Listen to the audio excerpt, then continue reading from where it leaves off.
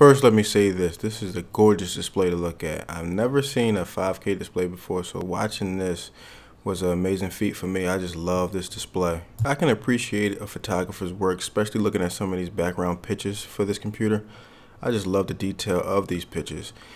And just to see some of the nature and forest and the mountains of these pictures, it makes me want to go camping and go hiking and things like that. Now, enough glorying over this display.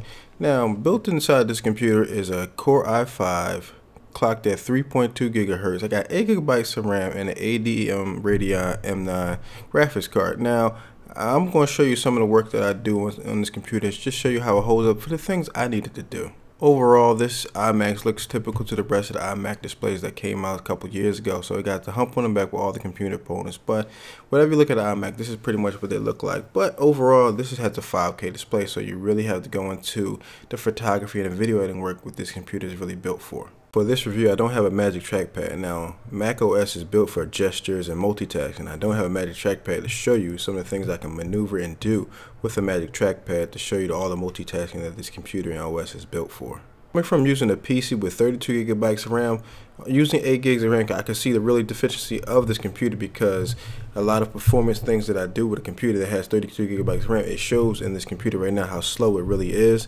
with using just 8 gigabytes of RAM, but I will upgrade to 32 gigabytes when I have the opportunity. The minimum you need to video edit is 16 gigabytes of RAM. When you have anything less than that, you can see a lot of the hiccups and stuttering when it comes to trying to do video editing on a big screen like this and processing power in these big files as far as 4K.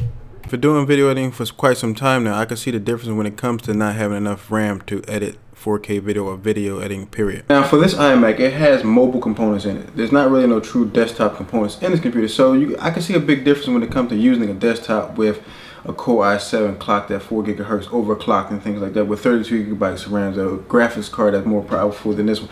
So I can see all that as far as my display, as far as the processing and doing video editing and things like that. But overall, this is a really good display and computer when it comes to just doing what I needed to do. Well, the main reason why I got this computer is 5K display, so I can get to enjoy editing in 4K. So for me, using 8 gigabytes of RAM has been a little bit of a hiccup, but once I upgrade the RAM, my performance issues and things like that with this computer will probably be minimalized when it comes to just video editing, photo editing, all these type of things I'm going to be doing for this display and this computer to enjoy everything I want to enjoy when I come to 4K. When I was editing on my PC and I would have my 4K camcorder and some of the video files for that, I can see a little grainy, little fuzzy little picture on a 1080p display. So I see the difference when it comes to 4K on a 4K display and 4K on a 1080p display.